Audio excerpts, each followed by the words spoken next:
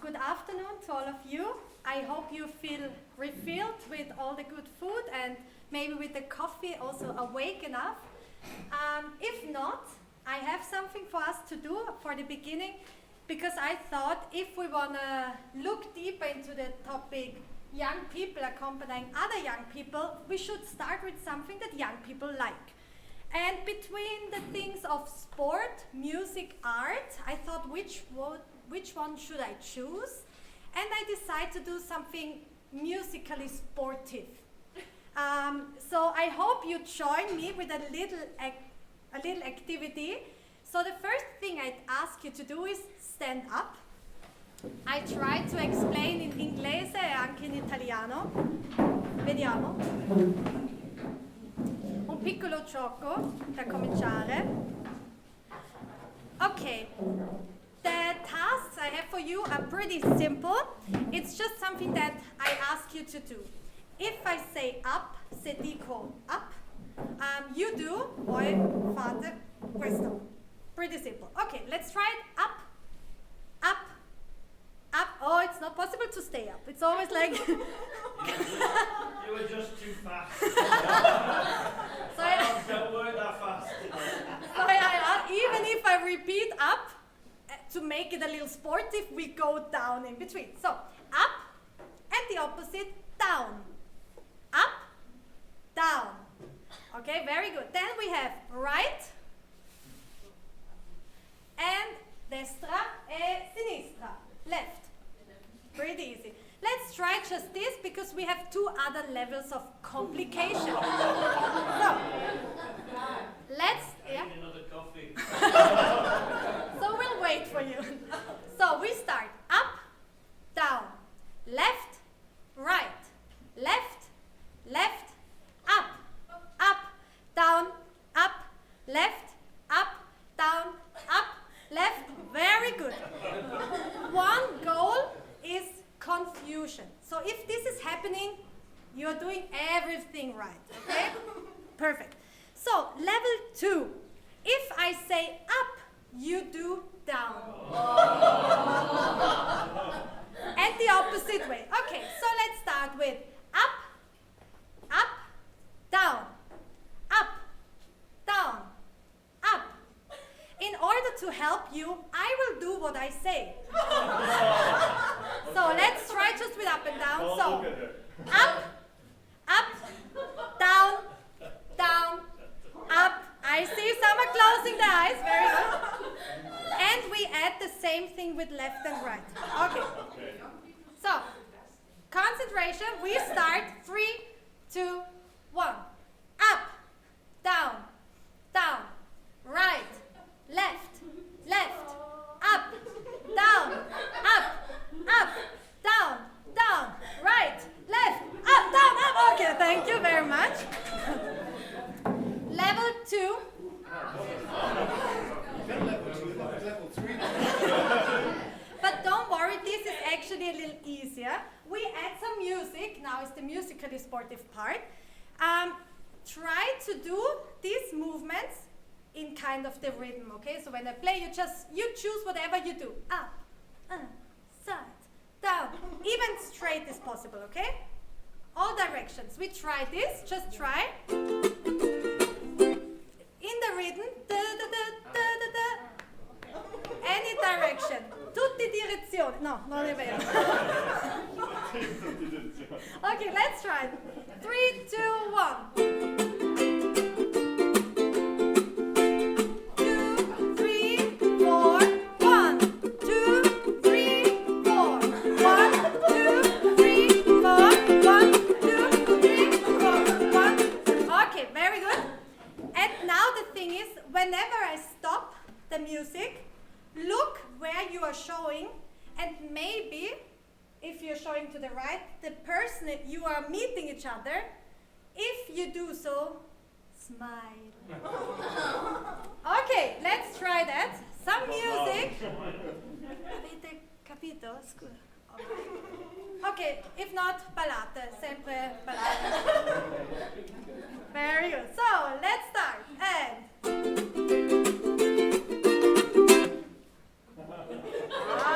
nice.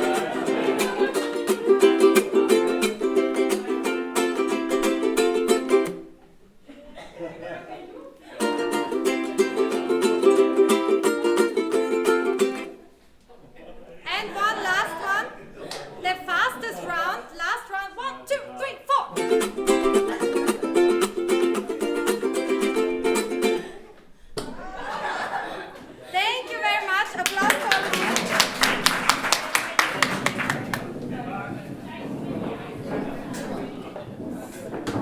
Grazie a tutti. Thank you very much. As I chose this exercise because at the end maybe some of you met and smiled, and I would say that's often the first step to start a relationship with somebody. And the main thing what my presentation will be about is about relations and about how relationship is often the base of accompaniment, especially if we speak about young people accompanying young people, because who are these other young people? Friends and peers. But more of that later.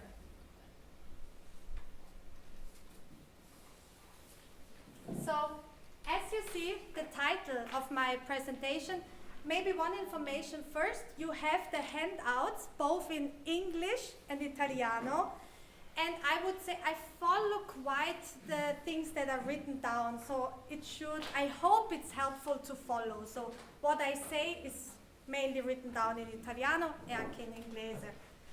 So, one step back. As I said, the title of my presentation is Young People Accompany Young People in the Real and Digital World. So what my contribution is about and what makes it for me, and I think for all of us, very special, that in this kind of accompaniment, we don't look at the young person mainly as the one who receives accompaniment, who is accompanied, but as the one who accompanies. And not in a very methodological way. I'm informing you, I'm not presenting you any new theory or concept.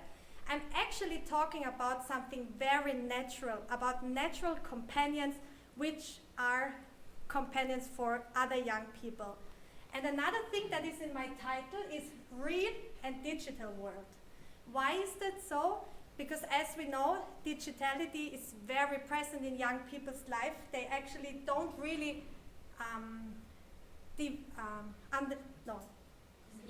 distinguish separate. It's good to have you here close. So they don't really distinguish between real communication, the real world, a digital world. For them, it's all one world. So I want to deal in this presentation with all kinds of social rooms in which young people live, communicate, and take actions. So I will concentrate on that a little bit later. As I said already, the main point, to lift one thing, we are not talking only about young people who receive accompaniment, but about young people being companions. As you see already, I like to use all kinds of different materials when I do presentations. Moreover, for this topic, it's helpful. I speak about real things, material things, and digital things. So I thought to make it even more clear, I use both. I use digital devices and I also use things which I can touch here. So, what will this presentation be about? Just to give a short introduction. The first point will be young people as companions. I just want to introduce briefly what I mean when I speak about young people, about youth. And then I want to distinguish between peers and friends. And I want to look a little bit more on these terms and also describe what does it mean. Because I think by knowing how friendships are built and peer relations, that gives us already a lot of idea why we can speak also about accompaniment in these cases. And moreover, in this topic, I will also try to give a little example, some examples, why peers and friends are so important in that age, and to explain even more why it's mentioned here. The second point is digital and real surroundings. In that one, I will get more deeper in that topic of how do relations actually look like also in the digital world. We see already some things here. I will concentrate on why do people communicate also in the online world? What are relationships looking like that exists only in digital rooms? That will be the second part. Then I will try to explain a little bit which aspects do I see in peer accompaniment, how does it actually work. Then the fourth point will be adult accompaniment and peer accompaniment. One thing that I want to point out at the beginning, and which is very important for me, is that I don't want to present peer accompaniment as one method that doesn't work with anything else. I want to point in this out that peer accompaniment, and I call accompaniment through adults, I would say, is something that has to work together and in the best way is a coexisting process. So I want to deal with the question, what do we as adults, as educators, teachers, which role do we play in peer accompaniment, and how, and this is very important for me, how can we create or support an atmosphere in which peer accompaniment is possible. And then as the last point, since it's where I'm coming from and where I would say where I could also see and experience peer accompaniment myself, I want to introduce the Salesian youth movement as environment of peer accompaniment. And I will try to give some concrete examples out of the things that we are doing and where I see is actually peer accompaniment happening. So let us start with the actual topic. In the invitation to this forum, there is a line, as young people grow into adulthood, young people need companions who are able to connect with them and understanding their desires. As we know, peers and friends have a special importance in adolescence. They spend a lot of time with their friends, young people, with other peers. They discuss their ideas, they share opinions, they support each other with their decisions. So without any extra effort, peers and friends are natural companions. So whereas adults sometimes have to have extra effort to get into that role of being a companion, friends and peers sometimes are this just in a natural way. But let us have a quick look on the terms I'm using. I have it also here. The orange one is my young person. What do I think, how would I describe a young person? When I speak about young person, I refer to people between the ages of 14 and 30. Why do I do so? Because first of all, it's the age group that we encounter most in the Salesian youth movement with, and it's also the age group that is described as adolescence. It's that period in which young people have to decide, what do I do with my life?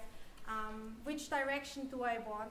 So it's also the period of life in which young people need youth accompaniment. Even though we know between 14 years old and 30 years old we have a lot of different topics, but still we can summarize it as adolescence. So then we have two groups here, and I distinguished on purpose here because peers can be good friends, but it's not necessary that the one I'm in class with is also a good friend, but he can be or she can be a companion in certain topics. So when I speak about friends, a little definition I have to say that the general thoughts of my presentation, I thought of, okay, what do I see? And then I tried to find some theoretical things and some other people which have smart ideas, and I added them. So I tried to make a mixture of some theories, but also practical experiences. So friends, what are friends? Friends are people who have a relationship to each other based on mutual affection, mainly similar age, similar interests, similar life experiences. And I found 4 words which describe what friends are. The first aspect, I wanted to put it also in the camera. The first aspect is voluntariness. So, in contrast to the the relations to, for example, parents and other family members, other people in your life, which are kind of obligatory or just there, friends are mostly chosen voluntarily. So that's one of the first aspects. The second one is reciprocity.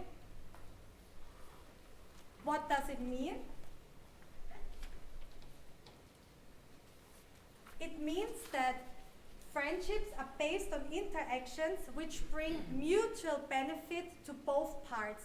So it's not that only I'm somebody's friend and I can tell this person everything and this person is just important for me, but it has a mutual, all the interactions have a mutual benefit for both if they call themselves friends. So it's a process of exchanging things between each other in a constant way, with a lot of time spending it together. Then the third aspect, co-construction. Another, let's call it criteria. What does it mean?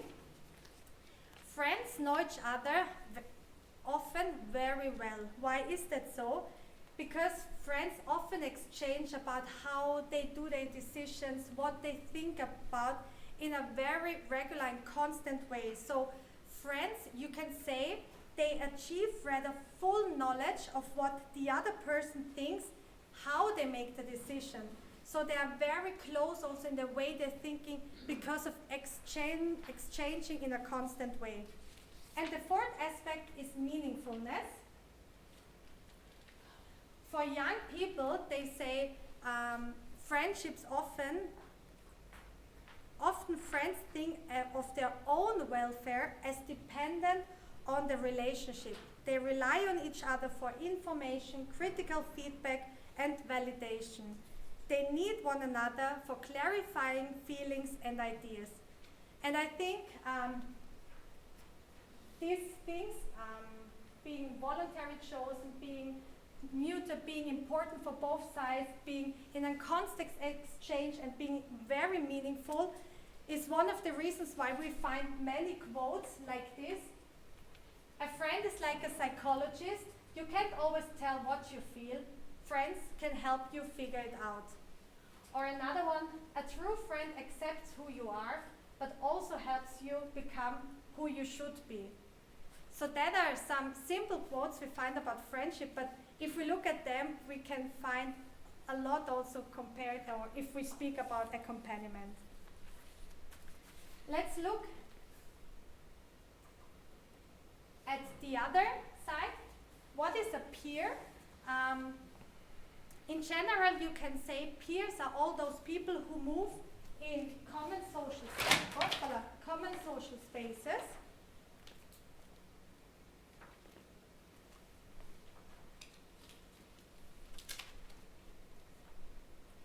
They share similar experiences.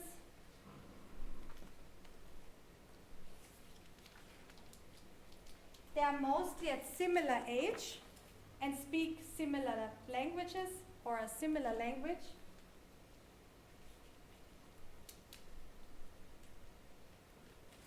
And one of the things which I mentioned before, you can find peers in all kind of different contexts. So as I said before, for example, at school, in all kind of free time groups, in sport groups, in music. So these people you find there, these communities, this person, they don't really need to be a close friend, but they can people who maybe understand you in a certain situation better than your best friend because you share experience with this person.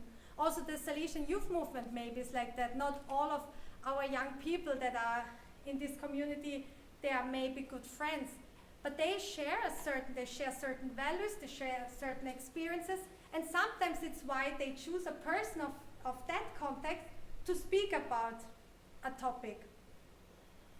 So when I speak, and I don't know if this word peer accompaniment existed already, but when I speak about this, I include all kinds of relationships that young people have with other young people.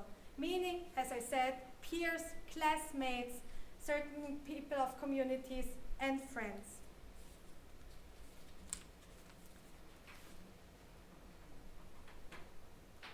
As I said before, I want to have a quick look on the meaning of peers and friends in adolescence. And there are so many studies and researches about that, about the importance of peers, and I just want to highlight some points. In the period of adolescence, the period we speak about, young people are facing all kinds of challenges, such as gaining independence from their parents or other important adults they have in lives. And it's the period in which young people develop their own personal identities. And during childhood, mainly the parents or other adults are the one arranging social contacts and social interactions. In contrast, during adolescence, youngsters start themselves selecting their own friends, they are managing their own social schedules, and spending most of their time with their peers without adult supervision. So it's the period in which young people develop autonomy from their parents, and that's why peers become a significant source of social and emotional support. Another thing is, young people are not only facing the detachment from the parents, from the parental home, but also find themselves in a phase of disorientation and an unclear society. And as we heard already in other presentations, especially nowadays, where young people receive information and input all the time, they have so many things to think about and to choose between. So in all that phase of disorientation, the peer group stands for security and stability, provides orientation, and is a place of recognition and responsibility. Something that is said easily, but it's not yet granted to young people by society. Beside the social and emotional support, beside this feeling of security and stability, the peer group is also an instant of education. Within peer groups, there are happening permanent learning processes, and situations take place in all kinds of simple everyday areas. Young people encourage other young people to maybe start a new, let's say, a new sport, to get interested in certain topics. They talk and exchange with each other, and so you can also speak of a permanent learning process happening in peer groups. Another aspect is peer pressure. I first want to look at it from, I would say, a positive side, but then I also want to mention a little bit which challenges can also happen within peer groups. The positive aspect about peer pressure is that adolescents can encourage each other to make wise decisions and discourage each other from making harmful choices. So seeing at my friend, at another person of my class, a certain way can encourage me to do so instead of. But as I mentioned as well, peer pressure for young people in that age, it can be very important what other people think about me, how other people dress, how other people design their free time. So whereas you can be encouraged for, let's say from our point of view, from good decisions, it can also be in the other direction, encouraging each other to skip school, encouraging each other to take drugs or whatever, because it's considered as cool and you need to do it in order to be part of us. So I think that are topics we know as well. And I'm mentioning this and other things, I mean, like bullying and all those challenges that young people also experience, especially in the peer group, and often especially in peer groups they would want to be part of.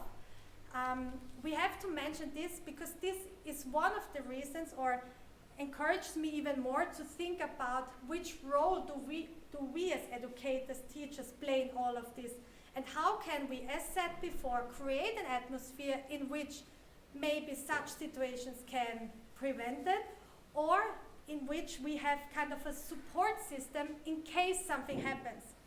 So we cannot just go back.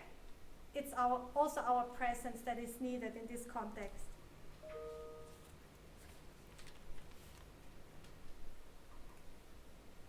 Let's skip to the next part of all of this, the real and digital world. Already from the discussion after the other presentation, I know it's a topic that is interesting to us. How can we accompany? How do digital relationships look like? I wouldn't say I have the answer, but let's look a bit at the thing itself. Maybe it helps us to find answers ourselves. So, as mentioned at the beginning, the presence of digitality is huge in young people's lives. They grow up with it and they are in a state of constant connectivity. So I also know from myself, what did I do before in the break? I immediately wrote somebody, and I'm always kind of connected with my friends, with my peers. It's a constant state. And as I mentioned before, for young people, the world they live in, they don't separate between real communications in rooms like the school, material rooms or park or whatever, and the virtual communication in messaging rooms on Facebook, whatever. No, all my communication is real, and wherever I communicate, it's part of building and maintaining the relationships I have. One of the reasons is, of course, that digital technologies have become more accessible. I have no exact number, but I've read that like the number of youngsters having a mobile phone is super, super high compared to when I was younger. It's becoming more easier accessible and fast and everywhere. So many adolescents today have grown up using digital technologies as the main instrument of social communication and peer engagement. Friends, peers are always there via social media, instant messages, chats, and any other means of communication. So adolescents are increasingly using digital technology to connect with their peers. As such, and this is already an aspect of before, there are big overlaps between the people they have and they interact with face to face and those they interact with digitally. Because I don't know how it was for you, but when I started to use digital rooms, it was mainly I met somebody, maybe during a travel or somebody that lives far from my place, and then I used some digital room to stay in contact with the person because I know otherwise I will never see and hear from that person anymore. That's not that more, that's only one aspect. Nowadays, those people I interact with in digital rooms are mainly the same ones I also interact with face to face. So that's what I meant before. It's just different rooms, but they are my people, my peers, my friends I'm interacting with. And also not only, we spoke before about WhatsApp and this kind of rooms, but we have to imagine there are so many digital rooms in which young people move nowadays. I'm speaking about all the gaming sites, which are not only about playing, but a lot about interacting and getting to know other people. All kind of forums, all kind of digital rooms in which people really can create their worlds and meet with kind of digital people with each other. So the digitality grows a lot and is used even more by young people. As I said before, I found an interesting article about different kinds, because I was thinking really like, how do online friendships look like? And I found 3 different groups. The biggest group that young people use are those online friendships which exist both offline and online. So this is what I said before. It's keeping in touch with the people I know, keeping in touch with the people I also see in other surroundings. So it's about staying in contact and maintaining my friendships, my relations. How does this happen? In different ways, by sending messages, by texting, by audio, video calls, whatever. Another very important part is validation. We know this by all these functions of liking, sending emojis and so on. It's about constantly telling each other and showing the other person that I care, that I like what you do, I support you. And that's very important for young people to always have the feedback also, okay, what I decided now and what I ate tonight was something that is good and that also other people consider as good, healthy, whatever. It's all about updating and, as I said, getting feedback, and is also very much used for organization. We know, I think most of us are in at least 40 or more WhatsApp groups for different events, or not, congrats. But we know these young people use it a lot for organization. So this is, I think, the way that we know a lot. Maybe we also use it that way. The second group I mentioned before, and that's why it's only very little, it's the one which, when people met for the first time in an offline context, for example, during a meeting, and then they want to stay in touch, as I did when I was younger, to keep in contact. But this is a small group, and that offline relationships just stay online. It's not that common anymore. And the third part, which is not that small actually, was described as first online and then offline. But actually, this group, what I'm describing now, is about actually mainly online only relationships. And young people nowadays have a lot of online only relationships, so they are in contact with people and feel related to people and take advice, feel accompanied by people which they never saw face to face. Why is that so? First of all, we have to think now of young people, for example, living in areas where it's not so easy to move and to meet other people. So sometimes the digital room is the only room to really be able to meet, not only during extreme situations like COVID. There are also young people who have health or social or other issues that does not allow them to move or to easily go out and meet face to face. Or young people are dealing with topics they would never, or they don't feel able to share with anybody face to face. And that's why they search for people online in different forums and ask for advice, because it's easier and less risky. So I mentioned already some points.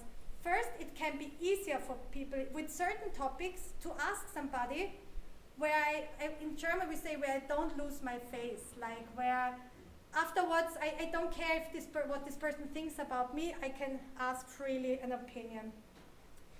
As I said already, often they use online friendships for advice and encouragement, especially, as I said, with topics which are difficult to deal with.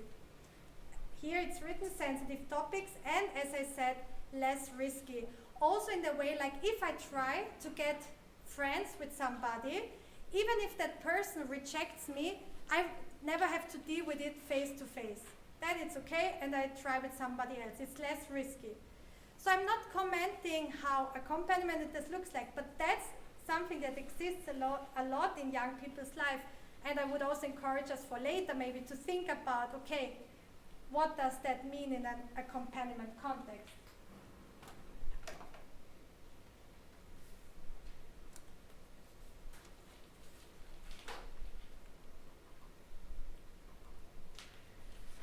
So, considering all that what I mentioned, what friends are, what peers are, digital contexts, different forms of online relationships, I tried to summarize a bit for me what are the general aspects, the factors of peer accompaniment. How does it work?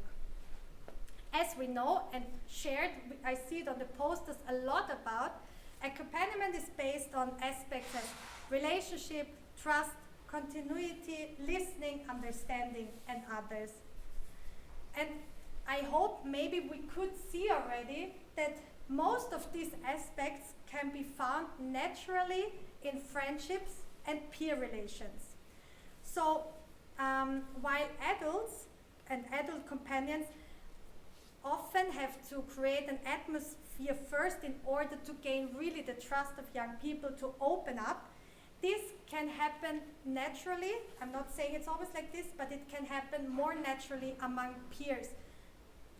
Young people share similar experience, live in similar social rooms, which can give them the feeling, this other young person can understand me better, it's easier to open up with that person. Language can also be important in this topic, both in analog and digital topics. We heard in the morning already about, I would say, us being more or less digital immigrants, and this also does something with the way we speak, and the way we speak also in different forums. I'm often told, even though I try always to catch up what are the new words, sometimes I just don't understand, and then I'm sending an emoji and people tell me, Carina, not possible. That means something completely different. So it's sometimes also about really learning a language when you communicate with young people. And that can be a barrier, can prevent young people from opening up because they think, okay, with this language, this person just doesn't understand me. And another aspect is time and continuity. Because, as I said, young people often spend their free time in similar ways at similar places. So immediately you have the aspect of time and seeing each other quite often, which are important for accompaniment. So peers and friends are very present in young people's lives, which can make them, as I said, in a natural way, the persons to share with first. They are easy to reach because they are just there. With adult companions, I don't want to seem like always giving adult companions as with difficulties, just to try to make it a little clear. I don't know if you know it, I know it personally, that sometimes arranging a moment to speak needs extra effort. When do you find time? Can we meet up? Oh, I'll have to look in my agenda, it's so full. Or even in a context of a feast or something, it's sometimes not so easy to reach that one person I would like to speak with because there are so many others. So that can be the reason why, okay, this other young person, this friend is here. I can just take him and take a walk. So that's one other aspect of peer accompaniment. Sometimes it can be also very impressive having other young people as role models. We said a lot about companions being role models and how important that is. So if other young people made a certain choice or did a certain way that's impressing me, that can even motivate me more to take another young person in the role of companion as being also a role model. Besides these aspects, I just want to mention also some challenges and limits which we also find here. First of all, young people can have topics that are simply overwhelming or too much, and it's hard for them to deal with. And maybe you know this when a friend told you a topic and you just don't know what to do, and afterwards you feel bad because it's just too hard to carry. Another challenge can be that young people sometimes want to give an advice, want to present a fixed solution because they feel, I know you what you do, I know this would be best for you, and so our accompaniment can be very influential. So instead of just listening, they want to present because I know what you need. And another thing can also be that sometimes being so close, as I mentioned, it can influence the fact that, I would say that, but maybe it influences my relationship, and that prevents people from really opening up because of being afraid that the relationship changed if I mention I have certain thoughts about this topic. So these are challenges and also limits, and with all of this, I want to come to this point.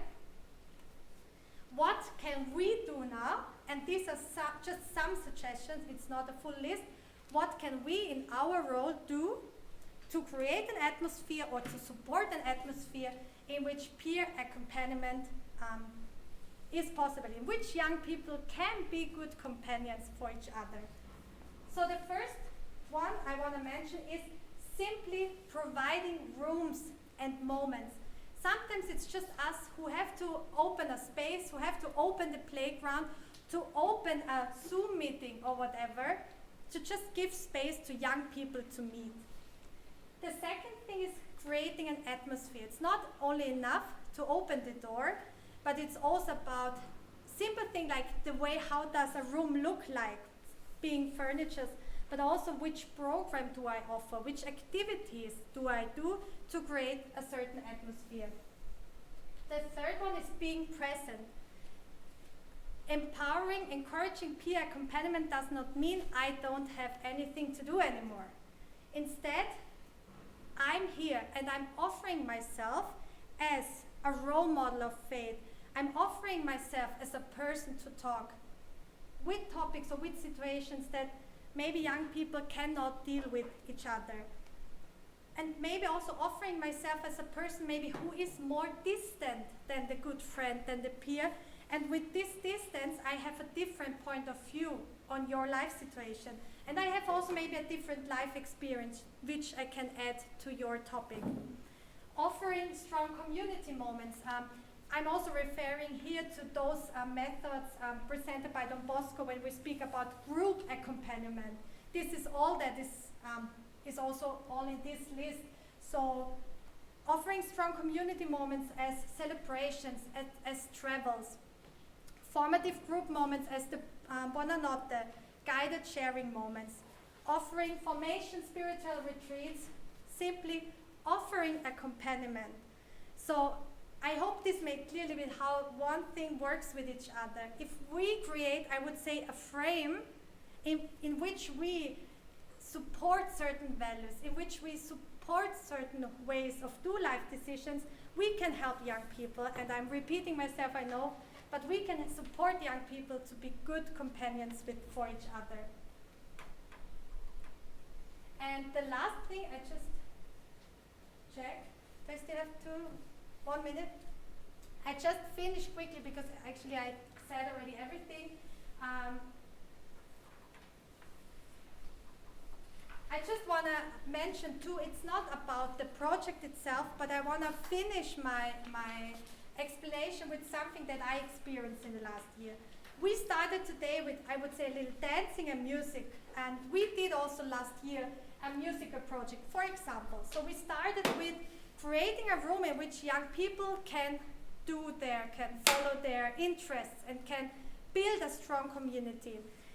But the most interesting part was actually the way, first of all, the peers learned with each other. It was the young people itself who organized and did everything, and the way we could see that relationships were built. We just offered room and support for a project that was in the young people's interest, but the relationships are the things that lasted till today. Now they found good friends. Suddenly they found, there are other young people I can share questions about faith with, because with my friends I don't do it. Or another quick example is something we do every year. We go for Bible and Beach, a week of retreat in Italy. And in the first 3 years where we did it, we thought it's about one strong week of experience, and there the people can reflect on the faith. But last year we thought, okay, but how can we accompany, after such a strong spiritual experience, how can we accompany young people in their daily lives? And how can we give room for as I said, for the young people to stay in that peer accompaniment? So we started afterwards, and it's just a simple example, to offer each month an online meeting in which we gave a little input, and then we just left it open, and sometimes for hours, and young people just stayed online to exchange about their lives. And they we thought those ones who are close to us in Vienna, they didn't use that so much because they have their possibilities to meet. but those young people from other countries that were part of this Bible and Beach program, and those young people who had to move to another place because of studies and didn't have friends and peers there, they came every single month to update each other and to walk also after that strong community experience the way together. And these are not great examples, but I just want to make clear about the things I said about making the frame and supporting young people, because it's naturally there and they are the protagonists of accompaniment. That's what I want to share with you. Thank you so much.